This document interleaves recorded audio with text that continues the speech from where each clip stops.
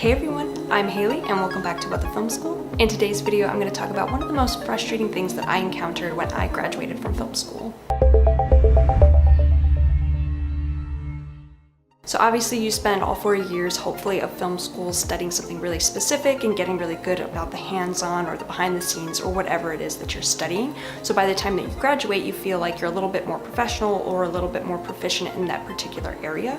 Something that I noticed though when I was applying to jobs coming right out of film school is that I was basically treated like I was going way back to square one and I was an amateur. Coming out of school and having a degree in film and TV almost made me feel like it didn't matter at certain jobs that I was applying to, because they like to see that I did go to film school and get formal training, but that didn't really mean anything in terms of the experience that I had in the working world. So most of the jobs I was looking at actually required 5 or more years of experience, and that's very aggravating because film school is only 4 years long for most people. It felt like some places didn't want to hire students coming right out of college, which is kind of silly because we're getting all this formal training, but to them it might seem like we don't really have any real world experience. Now, while I was at film school, I did have a few jobs and internships that I had put on my resume by the time I graduated, but again, since these jobs are looking for people that are a little further along in their careers, you're kind of having to start at the bottom when you're going into a new company, especially if it's in the film and TV industry, because you're expected to start in the lowest of the low jobs and then work your way up from there,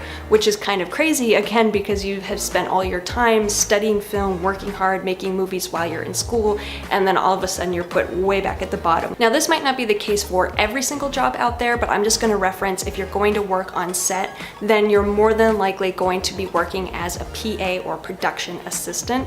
Now, I have not worked professionally as a PA before. I've just done volunteer PA work on different people's sets, but basically from what I've learned is that when you're going to work on set, those are the jobs that you're going to be applying for, because let's say you studied cinematography or working as director of photography in film school, or just in your personal life as well if you're an amateur filmmaker. You're looking to work on a set, a professional set, as a DP. They just look at how many years of experience you've had. But on the opposite end of this though, the plus of coming in at a starting point is that you can still work your way up. It's not impossible. And the best thing again about being on set like that is that you can network with everybody above you, you can network with everybody in your department, and that's kind of the way that people see that, oh, you're passionate about something, that you're hoping to kind of work through the early stages of things and then keep working at it until you get better or until you get more years of experience. And again, although it may seem a little frustrating to have to start at the bottom in the industry, it's something that everybody pretty much has to do anyway. So it's almost kind of like your initiation into things. As I said, I hadn't applied to any production assistant jobs as I came out of college, but I did have some friends that were looking into doing that. For myself, I was really looking into videography and editing positions.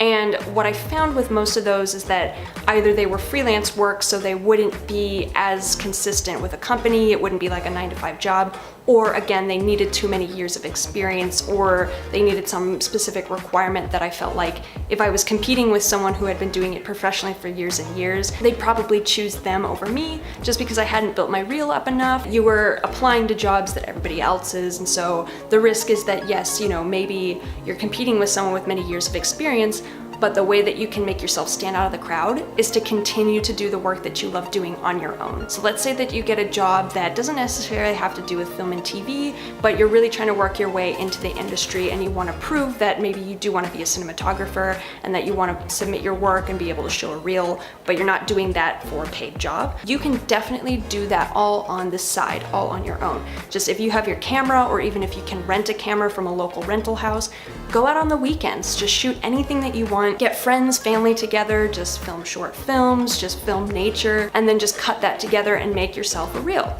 Basically, it's like faking it till you make it a little bit. So as long as you've got things to show to people, I think that's what's most important, is proving that you're still interested and still passionate about pursuing this. Therefore, even if you're not doing it for a paid job at the moment, you can still do it on the side. And that's also a really good way to practice your craft and to not, you know, lose your edge, especially if you're doing something very technical. You want to make sure that you are practicing it, that you're keeping up with all of the changing technology, and that you're continuing to make content to show to people, and also just to do it for yourself too, because I know at the end of the day, if I'm not working on personal projects or doing something creative for myself outside of work, then I start to get a little stir crazy, because I love being creative and I love working for myself and making my own things. And another good option too, if you are able to network a little bit wherever you're living, or if you know anybody that knows somebody that's working on set, then definitely try to see if you can shadow or be an assistant to someone that is working in the position that you want. So again, going back to cinematography, if you know somebody that